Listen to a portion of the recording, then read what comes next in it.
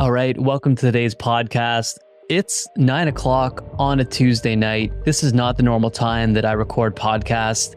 I hadn't even planned to record a podcast today, but this is part of the topic for today's conversation, which is feel the fear and do it anyway. But I do have fear of not showing up prepared. And this show is not a fully prepped show, and it's kind of a vulnerability exercise. And I've been thinking about this and how it plays a part with, Partner Up Profits as a whole, because typically we talk about influencers, partners, affiliates, and everything that drives more sales for businesses through partnership marketing. But I think at the core, it comes down to beliefs and our mindset. And I've got a lot of stories that I just really haven't shared up until now. And I thought, every now and then I would really love to share these stories, because when I do share them, they inspire others and they remind me to continue to make gains and be disciplined in the action of feeling the fear and doing it anyway, being committed to continue to take action in our life and continue to make gains and evolving. So today's episode is a little bit different. It's going to be a shorter format, and it's just a simple lesson for you to take with you and apply to one area in your life that will translate to business. But really, this is a philosophy you can take with you no matter what you're doing, no matter what your background, and no matter what your starting point is. So I read a book. This is a book, by the way. It's called Feel the Fear and Do It Anyway. It's a very quick read. It's a simple technique at its core, but everyone fears feeling the fear and doing something. Think about whenever you have to break up with somebody. Think about whenever you want to ask for a raise or anything that's uncomfortable. Jumping out of a plane, doing a cold plunge for the first time. There's this fear that stops us from acting. I think that's built in as a mechanism of survival. But now that we are in a safe environment, for the most part, this fear lives with us a lot of time and can oftentimes stop us from taking action. This applies to anything we're doing. Think about how many times you don't take action and you fear and you hesitate. You have a concern and you want to think it through, and there's so many things, and this isn't a bad thing. You just have to keep it at bay. And I was thinking of times in my life where, I felt this fear, and after reading this book, I decided, hey, we're going to do this. I'm going forward. Because the difference between, a lot of people who are successful or get to the next level in their life or continue to find more happiness is facing that fear and going through this adversity to some level, whereas the people don't. They stop. They don't want to face any more fears. They don't want to go through the next barrier. They don't want to feel that uncomfortableness that people feel. So, I want to ask, when was the last time you felt fear? For myself, after reading the book, and again, it's so simple of a concept, but it was so powerful. Everyone feels fear. You're not alone when you ask for a raise and you feel like, oh, I shouldn't ask for this. That's normal. There are limiting beliefs at play, and you can work at them and make them better and make them stronger. But you're always going to be aware that I don't really feel right. And if this isn't you, then good for you. But most people asking for a raise, asking for more money in a job, it can be fearful. It's not a situation that, especially if this is your first time, it's a hard thing to do. But everyone's going to find excuses as to why to not do things, but yet everyone asks for a raise. So why can't it be you? Why can't it be you in any circumstance that you're feeling like, an imposter? So I guess I'm going to share another little story, but just keep in mind that everybody feels this and it never goes away. And you have to get used to that feeling that you're a bit at unease. You have to also leverage that as power. And whatever you're doing, there's a bit of adrenaline that goes with this fear. You twist it and use it to motivate you, use it to inspire you. Now, I had to ask for a raise a few times in my life. Back when I was working at Giant Tiger as a stock boy when I was in my teens, and it was uncomfortable. And really, on paper, it wasn't that much of a raise. I wasn't asking for thousands of dollars more each year, but yet it still felt uncomfortable. Fast forward to when I had a corporate job and asked for a raise. The raise was more significant, but the feeling was the same. Nothing changed. And, as I continued in my career and continued making more money, I still have resistance to making money and asking for more. So I'm continuously working at that component, but just know that there's always fear and everybody has it, and that's normal. What's not good for you though is not taking action on the next step. And this whole podcast was really inspired through a recent event that I went to called the Powerful Life Experience, which if you're watching this on YouTube or a reel or whatever you're watching, you're going to see I'm wearing the hat here. And I'm a big David Bayer fan, by the way. So if you haven't checked out his podcast, check that out. Really great content on limiting belief and transforming these into empowering beliefs, and talks about stories that you tell yourself of situations, that those stories are your stories and the situation is irrelevant to the story you're telling yourself. So there's a lot of great mindfulness practices that he teaches, and I'd suggest you go through that. But at the event, I made an investment in my future, and the investment was a coaching opportunity that I wanted to explore with David and his group of entrepreneurs looking to make a difference in the world, but struggling with taking the next steps in their mindset. And through the process, I was hesitant to go through the process to say yes. I felt fear.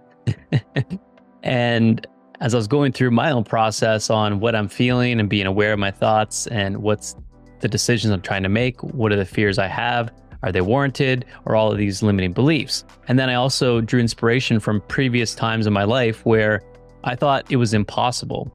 And I also heard other people who, rightfully so, by the way, everyone has big objections when it comes to committing to money, time, resources, and being disciplined to take action in the next step. You're accountable now. You're not going anywhere. You just put your money where your mouth is, and it's time to do the work. That's a hard thing for people to face. But then I did draw inspiration from, somebody said, I don't know how to make it work. I've got, a full-time job and I just don't have the time. And I totally get that. I've got 2 kids, family, and it's not always easy, especially, on Tuesdays when I get to record a podcast. It's out of the norm. I want to go to bed, but when I'm inspired, it's great to ride that inspiration. But I thought back to when I did work, what I always refer to as a corporate cubicle cage job, back whenever Sunday nights hit and I hated my life on Monday and I dreaded going in and I just didn't like what I did. But I knew that I was on the path to something better. I had a vision for where I was going. And once you set that vision, which the vision resets on occasion, the vision has become more clear as I got to the next mountain. I got to see the next mountaintop. You can't see where you can't see until you get to the next level. But I decided that I didn't want to be in that job anymore. But it wasn't as easy as just quitting. So sometimes people mistake like, oh, if I make this decision, it means I'm totally have to quit, or it's like a black and white, myself included. I often, when I work with my, emotional freedom therapist and people who help me kind of make sense of my thoughts, I'm a very polarizing person in terms of how I decide things. It has to be black or white. Can't be in between. There's no grays for me. But there are grays, of course, in life. So whenever I was in the corporate cubicle cage and I wanted to escape, I couldn't just quit. I needed to make money. But my brain started to figure out how could I make it work. So the situation was I had a 9-to-5 job for 5 days a week. And on paper, there was no way that I could fit in an extra day to start this next venture, which was buying a farm. I wanted to buy a farm with my previous wife, and I felt like I needed 3 days basically 3 days back to back to be at the farm, get things done, be productive, and be in the right mindset to kind of move to the next level while we were taking on this new endeavor. But at the time, nobody was working 4 days a week, so that was impossible, or so it seemed. So what I did is I just said, listen, I'm working 4 days, I'm doing 9 hours, and that's what I need to do for the next 3 months of my life. And I felt really out of place asking for this because it was an irregular request. What would people think of me? What was my manager going to say? But I made the request. I felt the fear. I moved forward. I did it anyway. And to my surprise and my delight, they said yes. And they were very accommodating. And, because of that, I was able to dedicate the time I needed to make the next transition in my life. But after 3 months, the intent was that I was going to leave. I didn't share that with them at the time, but that was my plan. So fortunately, I think it all worked out in the end. But That's just an example of making the impossible work. You might be in a situation you think, well, there's no way I could go to 4 days a week, or there's no way I could work from home or less hours than this.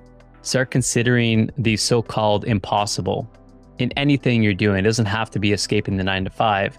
Just thinking outside the box, and don't constrain yourself to the beliefs that you have set in your mind. How could you make it work? What's that outcome? What's that vision you want to get to? Focus on that rather than the roadblocks, and the vision and the manifestations and the intent are going to unfold something for you. It doesn't always happen overnight, but this is what I've been learning. The other thing to consider is Parkinson's law. I gave myself 3 months. Could I have done it in 2 months? Maybe. Could I have done it in 6 months? Most likely. The amount of time you dedicate to accomplishing something is most likely the time that it's going to take you to accomplish that thing. So, you have to be realistic. And this is something I battle with oftentimes when I hear about these Parkinson's laws or Pareto principles. If I gave myself a day to finish something that's clearly not going to be done in a day, would that be able to get done? No, I think there's a realistic element to, can I get this done in that amount of time? So you have to kind of use your judgment. But the point is, some people drag things on for years when it could have taken them 6 months.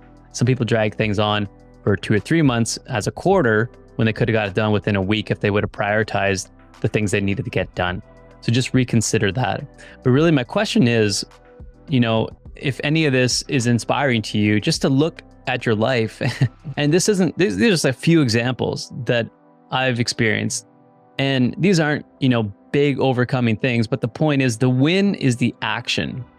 It's not the necessary outcome that I escaped the 9 to 5. A lot of people did it, but it's the action and the repetition and getting used to doing that uncomfortable movement, which is doing things while feeling fear and rising to the occasion, being inspired, using it as motivation and leverage to inspire you and motivate others, and to set an intent and a manifestation for things to happen and to be drawn to you. And I continue to do this, and it's a battle for me. It's an up and down. It works, it doesn't work. I'm doing well, I'm not doing well, but I continue to practice it, and I continue to tune into that because I know that it's something that could easily fall off the radar. So the question is today, that I also ask myself often, is what's something you've been putting off because of fear? Take a second to think about that. It could be small, it could be big, but start facing that fear. Understand why you're not taking action. Start asking, how could you take action? How would you feel if you did take action and it worked out? How great would it be if you got the outcome that you wanted, and focus on that outcome and then use that as your inspiration to get through the hard part? Because it is a hard part, but everybody's feeling this. It's normal. So don't be blocked by that. Use that and continue to use it in any decision. The other thing I encourage you to do, including, again, I'm constantly, as I'm doing this, just an accountability metric for myself, is what am I giving myself time to do that I could shorten that or expand upon it to allow for other things to unfold? So as you have multiple objectives, whether in business or your personal life, assessing the priority sequence of what needs to be done. Maybe you have something that in your heart of hearts, you want to get done in the next month, but you've given yourself 6 months to do it. Because, hey, it's not a priority. That's just a me thing that I want to get done. But how much does that eat at you or your soul and, every single day of your life? That you could have prioritized that, reversed it, flipped the script a bit, and got that done for yourself in the amount of time that you given to something else that wasn't really a priority. So that's something else I encourage you to do. And these are questions, by the way, that it's not a one and done. If these are statements that resonate with you, I encourage you to write them down, read them off a few times, and continue just to be immersed in a learning environment. You might hear this podcast, you might hear this line, it might resonate, you might be inspired, and then you might forget about it, which is totally normal. And a year from now, you might hear it again from another person. So it's not necessarily important to remember exactly this podcast and what I'm saying. The important part is to stay on the journey and the evolution so that you continue to hear the positive messages. The discipline and the routine and the repetition of constantly looking to grow as a human, as a person, as a business person. That's something that I've fallen off the wagon on a lot of times. And this year, I'm using this to be vulnerable to you, to say that, I've fallen off that wagon, and I had to make a big commitment to myself on changing, to be more disciplined, to, basically take my own advice in a lot of these times where I feel like I'm preaching, but I'm not actually doing. And I've made a big reset. And it's kind of one day at a time at this point. And I think that's all we can ask of ourselves and be forgiving in that. So I hope this helps. The big message is feel the fear, do it anyway, and just question.